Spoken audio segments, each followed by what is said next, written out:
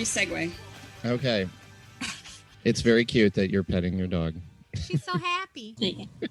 And speaking of glorious acts of joy, welcome to You're No Fun Anymore, a podcast where we deal with our nostalgia. I'm Randall. I'm Dana. I'm Bryce. I'm Alexandra. And I'm Helen. And today we are going to the year 1992 to discuss Sister Act and its subsequent sequel the year after, Sister Act 2, or as my alternate title is, Guinan Thee to a Nunnery. Oh, Ba-dum. beautiful. Thank you. I had trouble with that one. Lounge singer Dolores Van Cartier always wanted to be a star performer. Nothing you can say can tear me away from my God. But tonight, she's going to become a star witness. Hey, is there a problem? I've never seen anybody killed before. If you testify, I'm gonna put you in the last place on earth that Vince would ever look for you. She's an ideal prospect for rehabilitation. Absolutely not. That is not a person you can hide. That is a conspicuous person designed to stick out. Look at me. I'm a penguin. I'd like to offer a great big hi there and hello to Sister Mary Clarence. This stuff is terrible. It tastes like... There are 3 vows every nun must accept. The vow of poverty, the vow of obedience, and the vow of chastity. I am out of here. Hey, sister, we expecting any more of your friends? This turns into a nun's bar. I'm out of here. There's got to be something around here that I can do that's not going to chip my nails or annoy anybody. You will join the choir. The choir? We're terrible. This is gonna be hell. Tell me about it. We can rock this place. I love him. What if I forget the words? You're going to go straight to hell. We could cut a demo. You're a pioneer. She ain't no nun. You have corrupted the entire choir. I was thinking more like Vegas, get some butts in the seats. I'd rather sing than do anything. It's better than ice cream. It's better than springtime. Better than sex. No, I've heard. Sister Act. We're always going to be together. That's what Diana Ross said.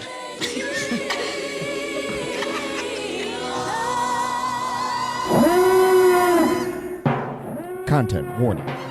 This selected film may contain scenes depicting the following: murder, gun violence, mild language, mild innuendo, applied Catholic guilt, aggressive wimples, inordinate Italian stereotypes, unconventional convent emplacements, painfully underdeveloped teenage drama, extraordinary hair volumes, and smoking. And now, back to your regularly scheduled podcast.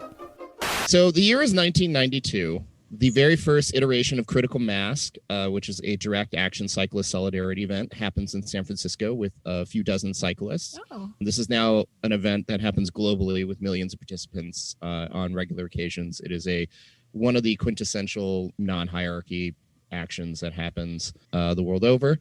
Let's see. John Gotti, the Teflon Don, was found guilty and sentenced to life in prison for conspiracy to commit murder and racketeering. The 5th and final operational space shuttle orbiter, the Endeavour, makes its maiden flight, replacing the Challenger.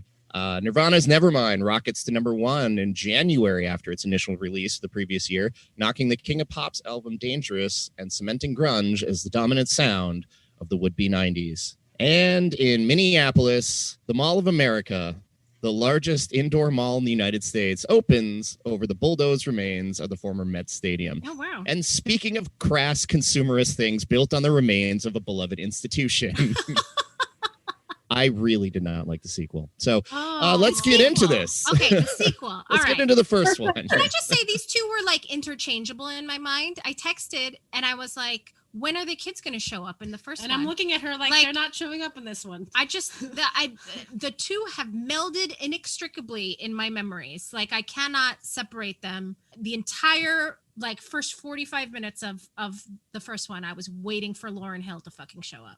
And I was like, she's not coming in this one. You've got She's another not here. 45 minutes until we're going to see her. I will appreciate these movies are fairly taut for what they are. Yeah. They're both. Well, I'd say the first one is. Second one. The first one is. The second one lasts forever. Second one drags. That's just because I still liked it. Anyway. The second one also doesn't really have a we'll get into it. Yeah, let's just start with the first one. It is 1992. So this I do remember this, and I had the same kind of thing that you were saying, Helen. Is like I don't really remember the pieces of this because they all kind of blend together. Yeah. And Bryce and I were talking about this when we were watching it. It was just like, which one of these has the, oh no, we're going into the place we shouldn't be because, you know, she's taking the nuns into like the seedy part of town. And I was like, oh, it's both. Oh, I actually got A League of Their Own and Sister Act mixed up. I'm like, which one goes to the bar? And I'm like, oh, it's both of them. Both. Very different bars. Yeah. I like that she goes in the bar and doesn't even order a drink. She orders a Coke. A Coca-Cola. A Coca-Cola. She didn't have Which any is money, kinda nice. and you can probably get a soda for free at bars. Especially if you're a nun. Well, I mean, I want to get into a little bit of the backstory about this. So Paul Rudnick wrote this screenplay. He's best known for his play Jeffrey. Also, and it's Adam's Family Values. Very important. Yes, he wrote under a pseudonym. So I guess because he's too high above it, I have my issues with him. That's a good voice, Randall. Yeah, well, he's one of those guys that just like, oh, I'll write a column in the New Yorker once a year and still keep relevant. And I'm like, all right, dude. Okay. Anyway, he actually does have a new real project that came out. What is it? The Coastal Elites. Oh, yes. Yeah. Yeah. Yeah. So like, it doesn't really hold much. Like my disdain for it is just for my memory of what, like, just, oh, you did that one thing and then you just stopped. Anyway, he originally wrote it for Bette Midler as the lead role, and you can kind of tell with the whole like lounge singer. The lounge singer scenes, I totally like. There was a point where I was like, oh, Bette Midler would have been good. Yeah, you know, singing this on the stage scenes, just because Whoopi seems a bit out of character. I don't know if it's because like you think of Whoopi now as a lounge singer. That's the thing. Every time she came on screen, I was like, this was fun Whoopi. Yeah. I remember fun Whoopi, really fun. And glam Whoopi. I was like, damn girl, like she's got some gams. She's got some gams. That hair is amazing. Out of control. So good. I love it. It's beautiful. Yeah. Well, I mean, so when you get stuck in development hell and they're continuing on with the project, it starts getting its new iteration with Whoopi Goldberg in there. Paul Rudnick was like, I don't want to be associated with this, so he adopted the pseudonym. He is known to be a script doctor for a lot of different really seminal pieces of my memory. So yeah, it's kind of in. Also, Scott Rudin, gaping asshole, producer of this film. You can just refer to him as gaping asshole from now on. Yeah, I think that's I will. Fine. Gaping asshole, the unfortunate tendency to identify really enjoyable movies. Yeah, this was actually like a huge sleeper success. It never like hit number one, but it made over 139 million in the States, plus 92 overseas. So that's 231 off of a 31 million listed budget. 16 weeks in the top 10. Wow. Movies. That's some serious legs on a movie. Like, I mean, especially considering like if you look at it on paper. Makes it is absolutely no so sense. Thin, right? Yeah, it makes absolutely no sense. You'd be like, yeah, okay, fine. Lounge singer hides as none. Yeah, all about the music. This is a movie. I watched this movie so much. I was 10 when this movie came out, and I watched it a ton because my grandmother loved it. Oh, it is such a family film, both of them. I thought about it's such a family, like it's the perfect family friendly film. We watched this not cloying. Yeah. We watch this when it's in Greece, when we're in Greece, because it's almost inevitably always on when we're in Greece. On the English channels in Greece. And so we always watch it, and both my parents love it. And they're like, this is fantastic. It is really like, especially with the first one, it has a lot of these roots. I was expecting to be a lot more like cheesy. Yeah. And it definitely has like its fair amount of schmaltz. But the casting is so strangely on. Kathy Najimy is a treasure. I love treasure. The second Kathy Najimy came on screen, I was like, Helen and Alex are good. Love her so much. But I think if you look at like Maggie Smith, Harvey Keitel, Maggie Smith, who was born old. Maggie Smith, who was kind of born old. Yeah. But I mean, the quality of the actors, and those were serious actors. Yeah. Came into this like nothing movie and gave it this weird kind of, I won't say gravitas, but they make it more respectful. Maggie Smith, totally. Harvey Keitel is having a bit of fun with it. Like, Harvey Keitel is just coming off Reservoir Dogs to do this movie. Yeah. Oh, right. Mm-hmm. That must have been a weird set. Also, switch. Also, Whoopi was our age when she did this movie. That's horrifying. Well, no, like Whoopi, like this is the same year. Like this is really the start of her blowing up. Like she had been doing like a comic relief. Ghost was the year before this, wasn't it? Ghost was right the year before this. So this is right at like you're watching a rocket take off, essentially. Yeah. This is going to be that 1-2 punch, and Color Purple. She got notoriety for that in The Ghost was the Oscar nomination that kind of launched her into space. No, that was her win. Sorry, and then Sister Act was what made her like a megastar. Right. I mean, she would go on and star in many, many, many more movies right after this, and rightfully so. The fact that the sequel came out the year after this, and she became the highest paid actress at that time with $12 million. For her. Like, good for her. Well, and there's another fun story about this. Like, so I dug this up. Page 6. She had an interview where she was having issues when the way they were shooting this, because this cast does feature a lot of older women and prominent actors. And so she was listed. She basically did like this kind of silent sick out to demand more pay for everybody. So according to Page 6, quote, "The ladies hadn't gotten everything that they should have gotten, the nuns," she explained. Continuing the quote, "They were older women. They were women who I felt should be able to go and have dinner and not be worried about paying hotels or whatever it was." So Goldberg then, this is out of quote, Goldberg then decided to call in sick, skip filming for a few days until the women, basically they negotiate a better pay. And she said, like, "I would never go on strike, but if my coughing and sneezing coincided with our brief problem, well, then they've turned around and fixed it, and there you go." So yeah, like she really did stand up for a lot of the cast, which I'm sure they were like, "Oh yeah, these are a bunch of old broads. We can just like, give them a day rate." But like that to me was this little moment that I found. I was like, "Oh my God, that's there you go. Great. Solidarity." Well, you get that whole kind of, like, I mean, pun not intended, but like, it's like a sisterhood, like the whole kind of like female friendships through it is so great and so strong, Yeah, that's what I remember.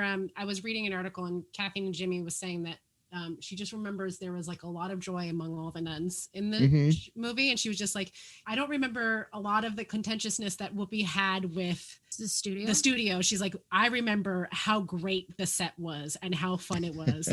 And like, there was a scene apparently where Whoopi is when she's like conducting the group, and she's like, she has this like solemn face, and then all of a sudden out of her like nun's habit robes come out these tiny 2 little gloved hands, like Mickey Mouse hands, and everybody just starts busting out laughing because they weren't expecting it. Oh, that's great. See, I've always been convinced that I am a firm believer that when you have that kind of relationship or that kind of joy when you're making something translates. Like something gets imprinted into the movie. So even if it is kind of a like, and this is why I always love Kevin Smith movies, because I know they're mediocre, but that everybody there is having the time of their life. Yeah. They're having so much fun that it kind of translates. And I, in turn, have fun watching these people have fun. And it is a weird osmosis of feelings. Well, it's the kind of like, when somebody else is laughing, you kind of laugh along just because of that weird instinctual. Contagious. Yeah. Yeah. It's that whole like empathy and sympathy that you have with somebody. You recognize that joy, and it makes you joyful. Yeah. It is such a fun movie. Yeah. I think especially with the first movie, like there is so much joy. Yeah. Just in the discovery and the singing. And I never thought that I'd ever want to relive my high school choir like practice moments. Totally. But when she's reteaching these like people like the basics of how to sing, it's like, oh, I remember this from when like I was in high school and I hated choir. My high school actually performed the Sister Act medley, so full circle, Dana. I was pissed that I didn't get to be Sister Mary Robert. Pissed. Oh, she's so cute. She's the best. Just like also just the thing that I know Bryce had mentioned this when we were watching it, was like the moment of change comes from when these stop being stuck in the tradition and actually start engaging in their community. Oh yeah.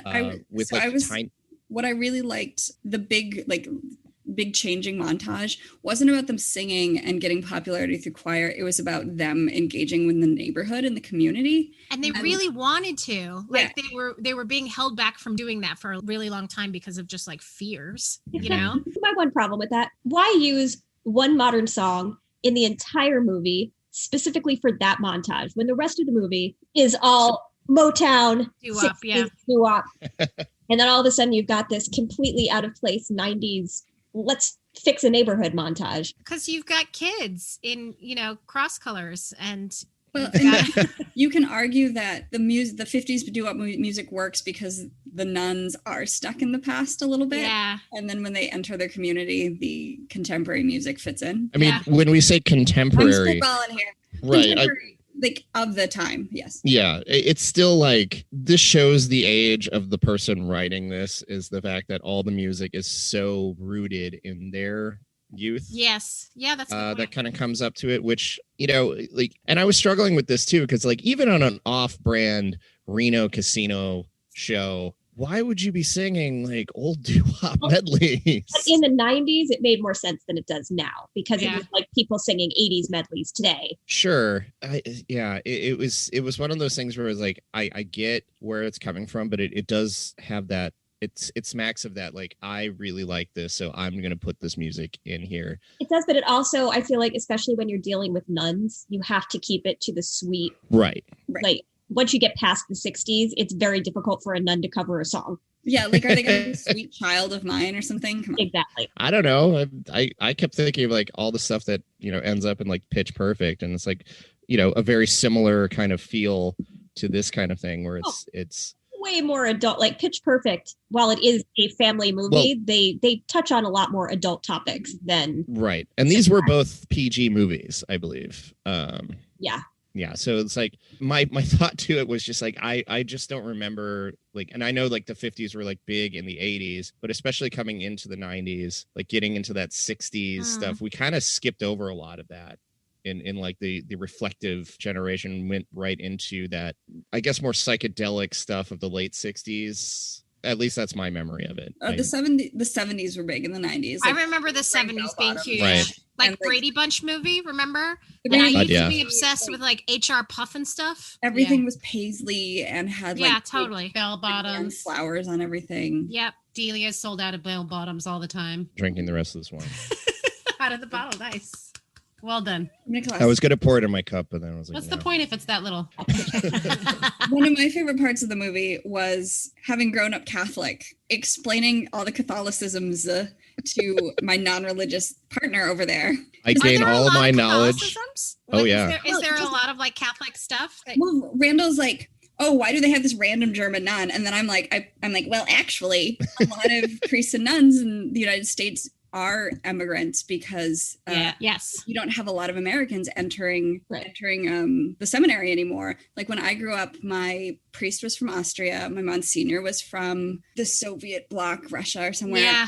When we were stationed in Kansas, we shared a duplex with a Mexican priest. Like I remember many priests or nuns that were actually American. Well, that's something that like I thought it was interesting about all the nuns being white, because nowadays you see a lot of nuns that are people of color. You see a lot of like nuns from Africa or from South and Latin America. Like it's where you get a lot more people joining the. And I also got crazy, like when there was that one sex joke where like, oh, I like singing, it's better. I'm like, half the nuns that I grew up with were widows who took vows later in life. So they absolutely knew what sex was. God didn't suck the sex out of them. Come on. I don't know. My entire knowledge of Catholicism comes from Indiana Jones movies, so I'm really not a good source for any of that. They did have one of those deep cuts that we had to look up. Kathy Najimy says something about like what order she was from, and it was like Carmelite. Yeah. I was like, oh, is that a real thing? Bryce is like, yes, that's a real thing. I'm like, God damn And it. there was one point where she made a joke about, are you guys a Pritikin order of nuns? Which I had no idea what that meant. Apparently it was like a diet fad in the 80s and 90s was the Pritikin diet. No idea. So like that was a joke that was lost to time. You guys were paying much closer attention to these Catholic things than I was. You're allowed to zone out. That's fine. I'm so cranky. Like I'm an atheist. I grew out of my Catholicism, an atheist, but every time we watch anything that has any sort of religion, Randall makes me like the seminal voice of Catholicism, and I really, really hate it. I'm like, I don't even what does this mean? Stop making me explain it. But you're my tabula rosa. Like I can just go, okay, you understand this mythology, right? It just kind of becomes like background Jesus noise to me. Yeah. Jesus noise. That's going to be my album cover right there. background. I like that they fix up the church. I like that they reach out to the community, like all the good parts of religion and structure there, and we don't refer to the bad parts of, like, you know. Well, yeah, like that kind of movie. When Whoopi Goldberg's Secret came out, like the nuns still had her back and still liked her as a person and still felt that she was part of the fold. Like there was not a moment where they got angry and then she had to apologize. Like they understood, and it wasn't even forgiveness. It was just like, oh yes, of course we would do this for you. That's full acceptance. And that was one of those things where it could have gone down that path that's very easy of like, oh, shun, and then you have to work it back. But yeah, it's just like it was easy to just go, no, let's just gloss over that and get right to the meat of the fun stuff, because the fun stuff is watching a bunch of guys run around trying to cap nuns. Right. Just in a casino. Really dark, guys. I love that bit. No, I loved it too, but I'm saying it's like really dark on those. Oh yeah. Them to try and kill nuns. What are they thinking? Even the hardened gangsters were like, I can't shoot kill a nun. That was like one of the most like Brooklyn Italian thing I've ever seen. Where it's just like, oh, come on, man. That was the only thing. She's a nun. I can't do this. Helen and I were like, when we were watching it, we were like, I don't see necessarily anything really problematic, except maybe the, depiction of all the Italian. Yeah, the guys. Italian Americans might not be too happy with their depiction in this film. I don't know. Like at that point, like, yeah, I get where it's like it's super. It's super stereotypical, like, oh, it's just crime, very mob broad. up. But there's such like side characters that you understand why they did it in such broad strokes. Yeah, I did love that they were at their hearts like good mama's Catholic boys, and they're like, oh, we can't do this. Can't cap a nun. Oh, also my favorite bad line of this movie is in the police station where they're like, "Here's our leak, boys. Plug him up." I'm like, the worst. Yeah, that is the most like glaring plot hole ever. How does he figure out that this guy is the mole? Because he's on the phone. He's on the phone. Because he's on the phone, and he told somebody to leave some paperwork on his desk. And he's like, "Wait, I figured it out." Like, that is the most giant leap to go from that information to having two, I'm assuming, internal affairs cops show up and drag the other guy out of the station. Like, wow. We all know that police work doesn't work that fast. Yeah. No. But I did have a good chuckle at the level of, oh God, I can't remember the actor's name now, who played the cop. Just the fun that he was having. Yeah, it's true. He did have a lot of fun. Also, I could have sworn they got together, and I kind of appreciate that they didn't end. But they don't really. I'm like, oh, there's a romance between them, right? But then there's not. And I could have sworn my whole childhood I remembered them having this romance. And then when we were rewatching it, I'm like, but it never happens. It's just where we wanted them to go. And I'm like, now as an adult, I'm like, I appreciate that they didn't go that way. And it was just, her and her sisters. Her and her sisters. I think is this the first movie we watched that like passes the Bechdel test? Oh my God. I had that thought. Yep. Might be, yeah. Be right. What else? Yeah. This is definitely like the majority cast being women, and especially, like I said, like women, older women you don't see in these kind of roles. Although Bryce did yell at me because I forgot that was I kept looking at Maggie Smith going like, where do I know her from? She's like, it's fucking Professor McGonagall. And I'm like, oh yeah, that's right. Wait, you couldn't identify Maggie Smith? No, I knew Maggie Smith, and I was like, where do I remember her from? Where do we know Maggie Smith from? Everything. But she really has been that age. Yeah. For 40 years. Decades. Yeah. Although it's kind of nice that she just like stopped aging at 60. Just stopped aging. Yeah. Just stopped aging. I kept saying to Helen, I was like, it's going to be a bad day. I know. We can't even It's that Wilford Brimley thing, She just stays that same look. Yeah, Wilford Brimley from Cocoon on was that same age. Yep. Also, I noticed, I mean, she's not really like highlighted anyway, but the little rapping grandma from The Wedding Singer was a nun. Yep. Oh yeah. And that other actress, the one who's the choir leader before Whoopi takes over, she's great. She's the only one that carries over besides Yes. Kathy Najimy, and yeah, I like her. She is she's from like TV, from like 50s and 60s TV. But she passed right? away right after the second one came out. Oh. Yeah, that was the most depressing thing. I looked up afterwards. I wanted to see, we can touch on the fact that Sister Mary Roberts is a fraud, but I wanted to look up the woman. Well, it's very upsetting to me personally, but I understand. wanted to see the woman that actually sang her part. And there was a video of them on a 25th anniversary of Sister Act on The View. And the way they introduced it was, well, most of the cast has passed away, sadly, but here are the people that are still alive. Wow. Oh, no. Wow. And it was only like 4 original cast members and everybody else was dead. It was such a bummer. I mean, Mary Wicks. They were elderly when the movie came out. Yeah. Right. 20-something years ago, The other thing I got from that clip is that the cast members that were still alive, all tone deaf. Oh. You watch that video, they could not stay in tune. They needed I mean, to be fair, it's kind of hard to do on a Zoom issue. Oh, they weren't on a Zoom. It was a live performance. Well, a year or two ago. When your hearing goes, it's kind of hard to figure out where. Kathy Najimy, she's not that old. That's true. No. Also, the Monsignor is adorable, and So he cute. was a delightful character. So cute. Yeah. So Oh, wow. Irish. Yeah, Mary Wicks is a long history. She was actually part of Orson Welles' radio drama troupe. Yeah, back in the day. she's like classic Hollywood, Yeah, TV. a lot of Disney stuff Yeah. in the day. But she was such a great character. I really liked her, kind of like tough as nails nun. Mhm. Oh, that's right. She was Shirley MacLaine's mother in Postcards on the Edge. That's where I remember that. She's the nun that reminds me the most of the nuns in my church growing up. Definitely not the smiley, happy nuns.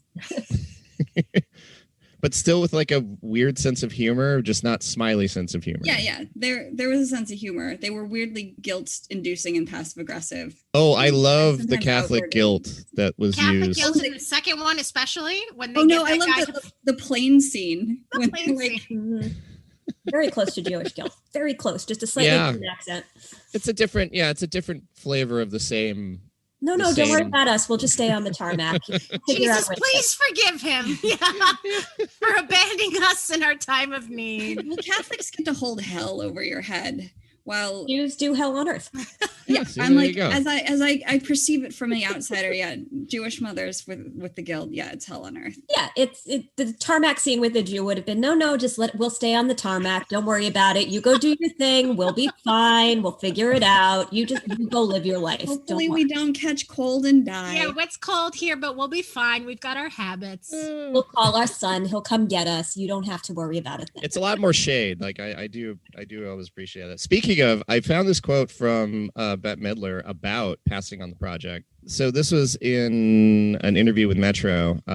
She says, "Oh my God, it's all so tragic. There was Sister Act, which is written for me, but I said, my fans don't want to see me in a wimple. I don't know where I got that from. Why would I say such a thing? So Whoopi did it instead. Of course, she made a fortune, and this is the ultimate shade. Then she went on and did Sister Act 2. Oh, damn. The students of St. Francis have a problem with discipline. They don't have any. The faculty needs help from above. But they're going to find it in Las Vegas. Touchstone Pictures presents the second coming of Sister Mary Clarence. Help us by becoming a teacher. Who would I teach? What would I teach? Teach music. Hello. She's back in the habit again. I know that I've seen you somewhere before. Have you ever been to the Chi-Chi Club? Say it with me, come on. Chi-Chi Club. Chi-Chi Club. This time, she's giving a group of holy terrors I'm gonna turn you guys into a choir. a lesson they'll never forget.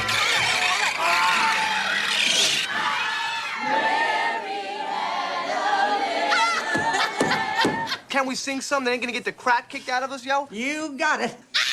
Ow! Get up off of that thing. And now, everyone's learning the only thing more fun than performing an act of God Thank you, baby. Thank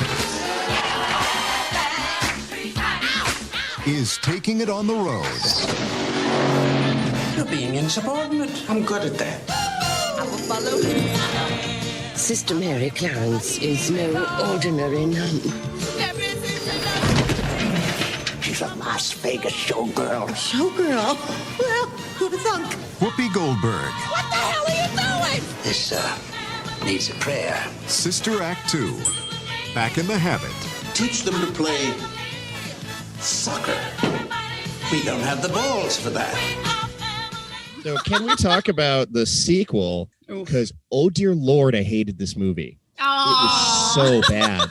I have a personal hatred for it. Really? I didn't like it. I didn't hate it, but I mean, I auditioned for it. Did you? Yeah. And there was no way I was going to get it because I was little and round and white. So I don't really know why they put me up for it in the first place. Hey, but, Jennifer Love Hewitt was in it. You could have been. Oh, don't even. Jennifer Love Hewitt is on my list of nemesis. I know. Oh, I was going to say they had Junior Michael Rappaport on there, which I hated with a fucking passion. Yeah. That character needed to be buried alive outside of, like, it was just awful. Like, just so much. Frank K. Yeah. Like, there was so much about this really that just annoying. seemed like recycled material from 5 other movies. I kept thinking it was basically Dangerous Minds with Whoopi Goldberg. Right. But also, you bring back 3 of your cast members, right? And then you give them absolutely nothing to do. It's true. I did feel really bad for the nuns. You're like, come on. Like, So I it's understand basically- this is supposed to be. Yeah, it's kids. basically Whoopi with a bunch of kids. Well, that- and the plot device to get her back is so flimsy. And It's not even- so stupid. You can see it on their faces. They're like, we're desperate. We need you. Nobody else can fix this. Come and help us. A zero reason why she needs to be in a nun's habit for that movie. None. Not at all. Yeah, we have to trick the priests. Like, who could care less when they reveal that she's not a nun? Yeah. Yeah, and also, like, except the one guy. did James Coburn, like, need to fulfill his SAG credits for the year? lost a bet. Because he slept through that. Like, I don't even know why he was on screen. Well, because his character is like a his character is the most non-villainous villain that ever existed. Like, all he wants to do is retire. Mm-hmm. For Alex was like, oh, he's like embezzling money from the church or something, isn't he? Which would Right. be a bigger like thing to uncover. No, he's just doing his job. Well, he's just why done. can't He's he just checked out. To retire. Like, that's a thing that people do. He wanted to retire early. Yeah, let the man fish. Like, he wasn't a priest. Like, he was a layperson, nonprofit administrator. Yeah. He just wanted to retire early, I think, was the problem. But you can decide to do that as a person. Like, No, the Catholic Church says no. You We will don't need decide a when writ to from the retire. Catholic Church. The Pope doesn't need to personally sign off on your early retirement. I think it was maybe because he was just like doing it to the detriment of the church and the school. Like, Yeah, he but didn't care also, anymore. do you need to shut down a church in order to retire? Like, this is like the whole thing. Pinocchio. Like, you can't become a real boy until you show you're worthy. You cannot retire early until you shut down a church. Like a diocese. Yeah. So there is actually a story about the idea that they lost a bet to get this part. That was the Thomas Glockcheck role. The German radio and television host got the Father Wolfgang part because he lost a bet against Whoopi. He actually lost a bet. Oh my Yeah. God. That's the guy who wears the So chef's hat during the whole thing. Driver. And I'm like, Yeah. why do we have the Swedish chef in this movie? Yeah, Like, when what's the point of this? Whoopi Goldberg appeared on his show in Germany, and she lost the bet, and that's how he ended up in the role. Oh, hilarious. So Whoopi lost the bet. Yes, Whoopi lost the bet, and he got a part in the movie. Amazing. Also, if I'm remembering correctly, those two orders aren't like, they're not parallel orders. Carmelite and Franciscan? Yeah, like the Carmelites and the Jesuits. Jesuits. Also, Franciscans don't really run schools. Again, as far as it's the Jesuits that run schools, and they don't dress like that. And they don't have monks. I don't think the Jesuits dress like that. No, that looked more like a Franciscan or like. I think one they of the just went other in the back orders. of the prop house I and think you said, guys are thinking about this way too much. Oh no, you're right. We are. But I did like the straw hats. I gotta say, through both movies, I was like, those are some good straw hats. Didn't have the straw hats. in Those the first holy. Yeah, they did. Didn't they have like when they were gardening, they had some hats? Maybe. "Oh, when they were outside when The she's trying to women, yeah. steal the tomato." I really like the hats. That I was really one of like those the things. outfits. Number 2, I think that's what distracted me in Sister Act 2. I was like, God, 90s clothes were great. Yeah. I need to give me some more Like striped those- overall shorts and some like, overall shorts. Some high-waisted, super belted pants with crop tops. Oh wait, that's what we're wearing right now. Yeah, that's true. It is. No, this is what I was missing from the second movie. This is why it felt so empty and such like a plot. Any stakes at all? Well, yeah, no stakes whatsoever, but you missed the fun parts of it's Whoopi being a nun. That's true. Yeah, you didn't get the same kind of like vibe with the kids. You got kids being annoying. Also, how is Lauryn Hill's mother like just I love that. I love that the dramatic tension of the movie is that Lauryn Hill wants to sing in a choir, and how dare she?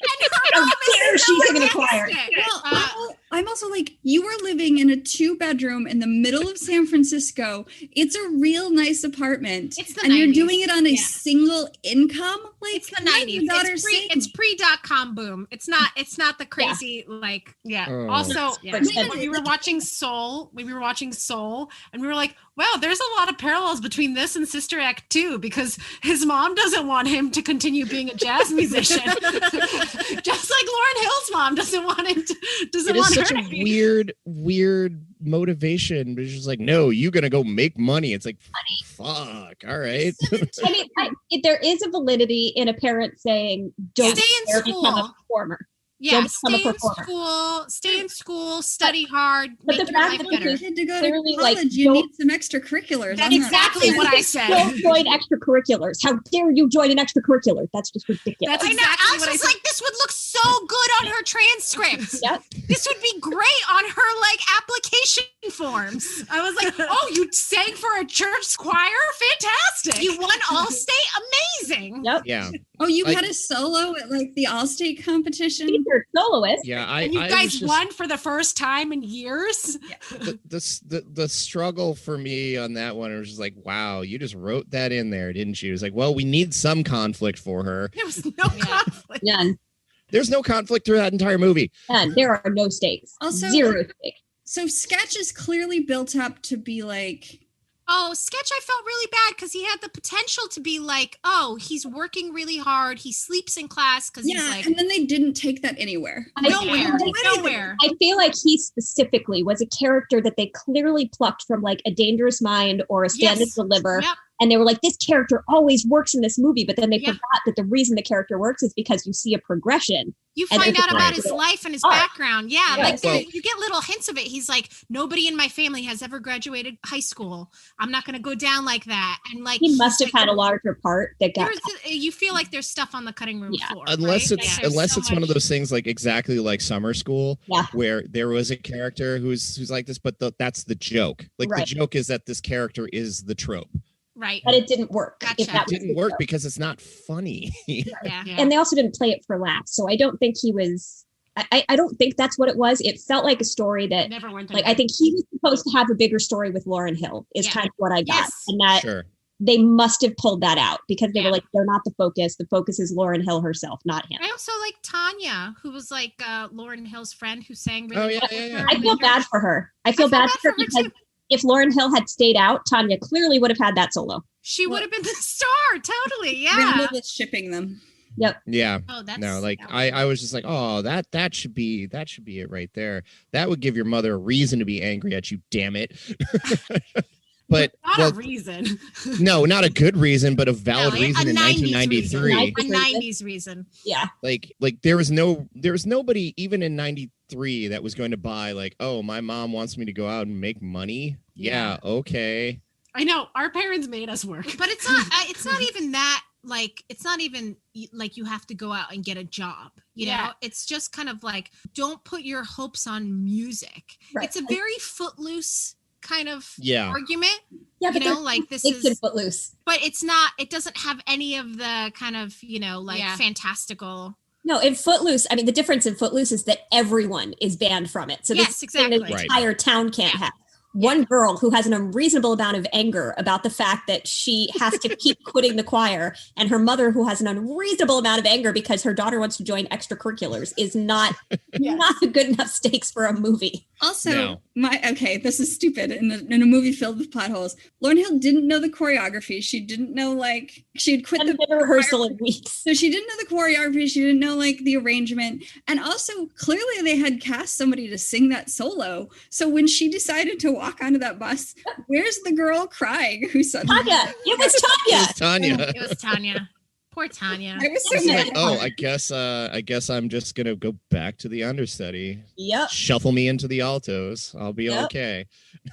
I would like to point out, though, that the only thing that makes the movie work at all is the music. The music is great. The music holds up. Music the kids totally are holds all up. Insanely talented. Yeah. And I maintain that the video that they did in January with the Happy Day. Happy day. Stacey Abrams in Georgia is still one of the most effective memes I've ever seen. Yep, absolutely. Yep. Well, and this kind of comes back to this because we talked about the amount of, I believe Bryson said Whoopi Goldberg has some serious shoulders for the amount that she is lifting this movie. She carries this entire film. Yeah. And from beginning to end. It is so weird when you have Kathy Najimy right there and you just don't do anything with it. Yeah. So it's just this relies so heavily on Whoopi.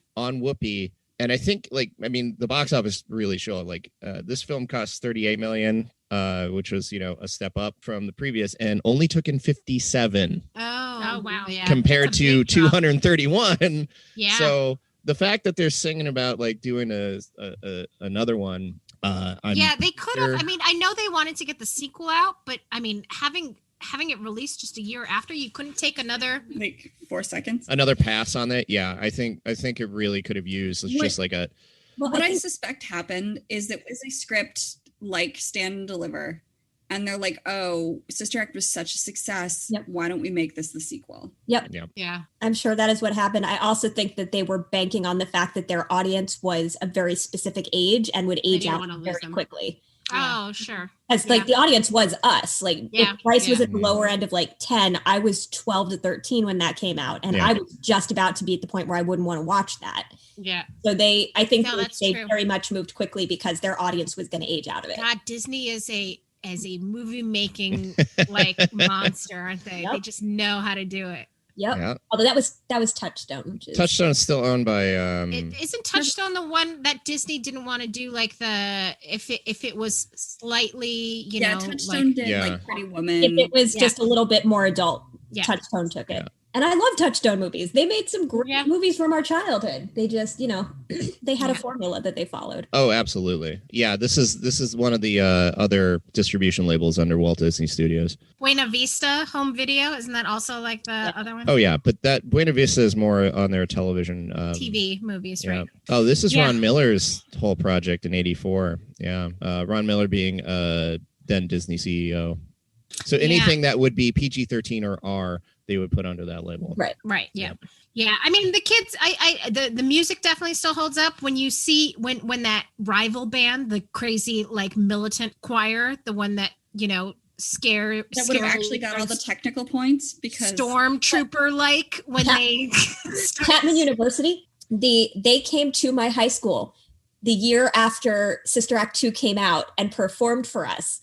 And they were like, we were the choir. The actual choir.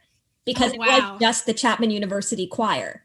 Mm-hmm. Really? Yep. That was, and the same director, same everything. It was just the college choir from that year. They put them on stage. Really? Yeah. But How weird. That was their claim to fame. They were scary. They were frightening. They weren't. They were just a normal choir, quite honestly. Right. But the way they were portrayed, I thought it was really well done where they sang it so proficiently well. Mm-hmm. But then the song is, joyful, and there's no joy in it. And then when the, Sister Act what I saw that on, when you were in high school choir, at least my high school choir, which was granted a very large program, you had 3 semesters of having to sing stuff like that, the very militaristic, joyful, just the way it was written. And then you would get 1 semester, you would get to do the fun pop concert. Yeah. You would get to let loose and not have to wear the robes. And that was one where everybody loved it. And that was just that all-state competition was basically just an encapsulation of how everybody's high school choir went. Oh, so in my high school, you had we weren't a good sports school, but we were super into the arts. So you could be in multiple types of choirs. You could be in the strict, we called it Delphian choir, where you sang very like technically proficiently. Then you had the Blue Notes, which were like the show choir where you would get to do the fun costumes, the dance. But at a competition, they wouldn't have won because they're not like hitting the technical shit that you need from. Not sure if they were doing an all-state competition. That is what would win, is the technically proficient, like, no, perfect. That's what I'm saying. Like, yeah, Joyful wouldn't have won. No way. Wouldn't have won because they were like blah blah, like they were doing like vocal masturbating up and down. Yeah, like absolutely not. That wouldn't even be letting the door. Like they wouldn't have qualified for it because they would have had to send in an audition tape. The audition tape never would have gotten through, and that would have been the end of it. The idea, though, that in this storyline, that having a choir like that should have been a setup for the, like an enemy, like you would see, like in Pitch Perfect, you have like the sequel, like the cheer movie, Vocal Adrenaline and Glee, right? Or in Mighty Ducks, right? You have the bad team, any competition movie ever, right? Yeah, and it shows how poorly this is constructed that you didn't have them have that this is your competition moment until the very last scene. When they're like behind the curtain, and they're right, like, and there's nothing to do. And then that, like Chapman University, if they were going to use Chapman, is a very well-to-do liberal arts small college. Yeah. So you could have had the juxtaposition of the wealthy white kids getting into this perfect, like they're the 5-time champions. They're right. Also, how on earth are they putting college kids competing against high school kids? That would never happen. Yeah. No. Crap. Yeah, it does show like a lack of knowledge. Like just one more pass on this would have been totally exactly. Just much, give it another much tighter film. Yeah. Yep. Where you don't have these like random nonsense things happening, and then by the end of it, nonsense.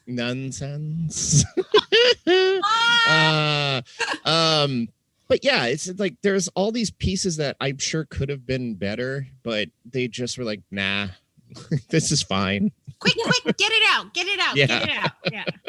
It is such a shame because I remember watching these back to back and I really was like, oh, I'm pleasantly surprised by the first one. And the second one literally just made me hate the first one more. Well, also, like it did, because it was like, why did you do this? Why did you make this movie? I still, like, halfway through, I kept saying, why did you make this? Other than the other one was successful. That was the only reason. I think the first one and the second one I will always have a soft spot for because of the music. Totally. Because the music is so fun. Yeah. This is one of those instances where nostalgia carries me through. Yeah.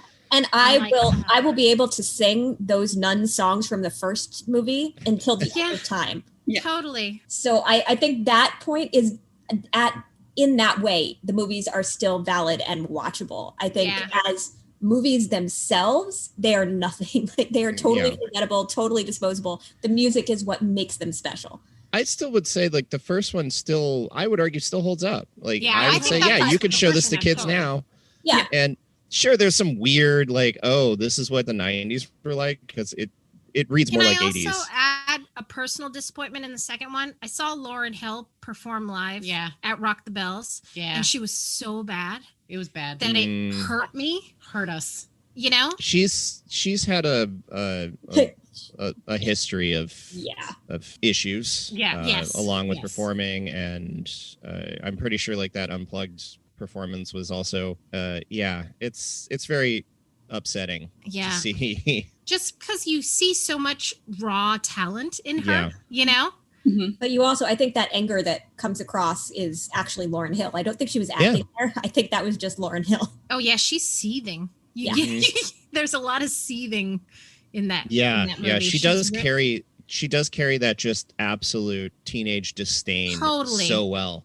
Really well. But at the same time, that performance of Eyes on the Sparrow is one of the better ones caught on film. So good. It's like so quiet as well. It's so like perfectly encapsulated as like a small piece of character and music. It's so like, it's really lovely. Just beautifully performed. So I forgive her a lot of stuff for, again, it's just the music. The music. I know, it's the music. And I think that's why I was so pissed off when I saw her at Rock the Bells, because I was like, I really wanted to see Lauryn Hill. Yeah. And instead I'm seeing somebody who's not really caring and not really like putting anything into this and just kind of like it was disappointing. Scream shouting into a microphone. You know? Yeah, I think it's I mean, she's definitely had, like I said, she's had her own demons to fight. She's been through a lot. It's not, but that was just my personal. Yeah, it can be disappointing when you see something like this and you see a lot of raw potential with that, and then it doesn't really manifest in anything later, which is kind of how I felt about the second movie. Yeah, just you had a lot of places to run. Why did you do this? It's true. The cat is snoring like a little train. Oh, that's adorable. So when you pick up when there's just like a low rumbly snore on my microphone later, that's also fine. might be Rufus because he is also snoring, except it's not like a little train. It's the Happy New Year miracle of all the sleepy pets. Well, I wanted to talk really quickly about, before we kind of wrap it up, because I think we've kind of determined that the sequel has its misgivings, but musical scenes, you could music watch can be the pulled out of musical it. scenes and skip over the entire narrative of it and be fine. What narrative? Thank you. You're right. Absolutely. They fix up the classroom, I think, maybe. No. Did they? Yes, they did, but you never actually really see them do it. Yeah. There's like some weird choreography where they like turn a piano top around. That was another thing that was supposed to be a sketch story because he was a graffiti artist, and then they graffiti the entire. Yes. Right. Yeah, and he's like directing the graffiti. Yeah. Also the one girl who didn't know Mary had a little lamb, but she knew all that. I feel like there was a missing story there where she's like a latchkey kid who never sees her family and she only watches TV. She was clearly supposed to be like the young comic. I felt like she was supposed to be like the kids' version of the funny, comic character, right? Because she was on Beekman's. What was she on? She had a lot of stuff. Beekman's World. Alana Eubank. She's done a ton of stuff, but I think she was always supposed to be comic relief. I don't think that there was. Right, but I feel like there was again like a story or a backstory they were supposed to share, and then they just forgot to do it. Yeah. Also, like my heart goes out to the poor piano guy who never got any lines. Can we talk about the piano guy for a second? That was a little weird. That was like a little borderline weird. The 40-year-old piano, and then the 40-year-old comes down. Great. Can you just play his Ions on the Sparrow in the key of C? Now take it up a half step. Great. Perfect. Now, can you play every other song that we have, but without any sheet music? I appreciate that. You've had how many years of piano study? 2 months? Yeah, that's plenty. Totally fine. I'm gonna improvise the whole thing. Just take it from me. Let's go. Right? I just kept looking. I was like, poor kid. And he doesn't get one line. No, he's very clearly, like you say, a middle-aged session musician who's just thrown into this high school. It's like they did the same thing in Glee where they had their accompanist Brad who used to sit at the piano and just play. And then like 3 years into the show, they acknowledge that there's this random dude who just comes into their room and plays piano every once in a while. But I feel like that was another lost joke. The fact that was really... If they do a Sister Act 3, which sounds like they're gearing up to do, they need to bring that piano guy back. They do. 90 years old. Yeah. I give him one line, just one. I hope he still has that ponytail because that was a magnificent. It's real long now. Now it's just really ratty. Oh God, it's gonna be like that. In the 5 Deadly Venoms where he's just like got the super long one tail down there. Oh, and man. It's pure white now. It's pure white, and there's like a receding hairline. All the rest is like gone. Oh, it's just he's the crown. He just has that ponytail. Yep. Sounds so bad. The crown with the tail. And he's He's a freshman college student. They're all in Maybe college. he was an undercover cop. It's actually like a it low ponytail because he's also balding a little at the top. Yeah. Oh man. So they are gearing up to try and to do this. There's been a lot of reports, people putting it out there, trying to gin up some money, and I'm sure Disney Plus loves content, so I could see this actually happening. Yeah, you're right. What needs to be said in a Sister Act 3? Like, I don't like. How does she even get back? She comes out of retirement. Well, from lounge singing. Yep.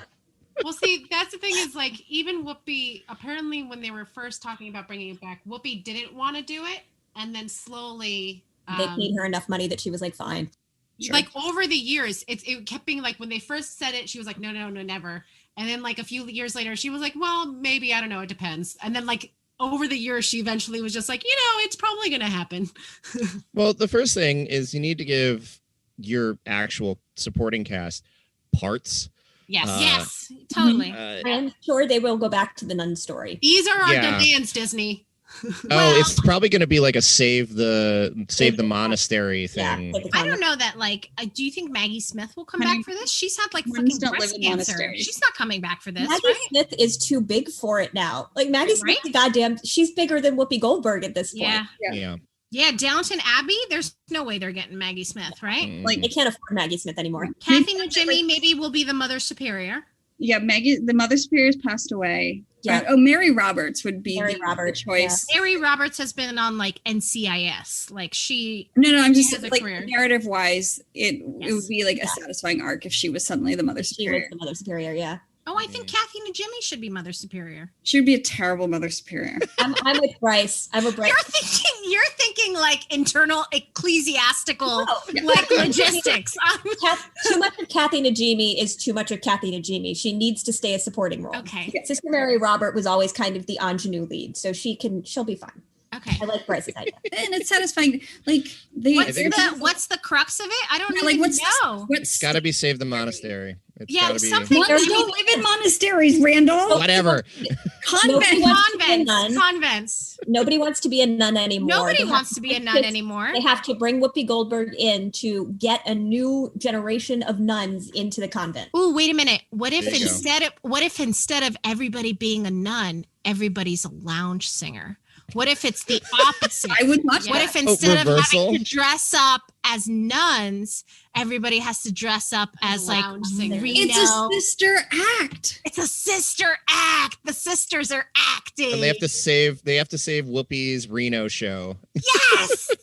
So Scott Rudin, you can call us for the right. There you go. All right. But don't call us because you're a dick. Yeah, don't call us directly. Don't call me. Do not call me, Scott Rudin. I do not want your number on my phone. I will hang up. I will also maybe call the cops. Yeah. How did you get my number? I didn't get that seems appropriate.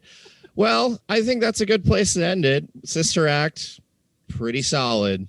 Yep, I loved it. Sister Act 2. Music and close. Sister Act 2, music and close. Yeah. Music and close. Yeah. Do some knitting.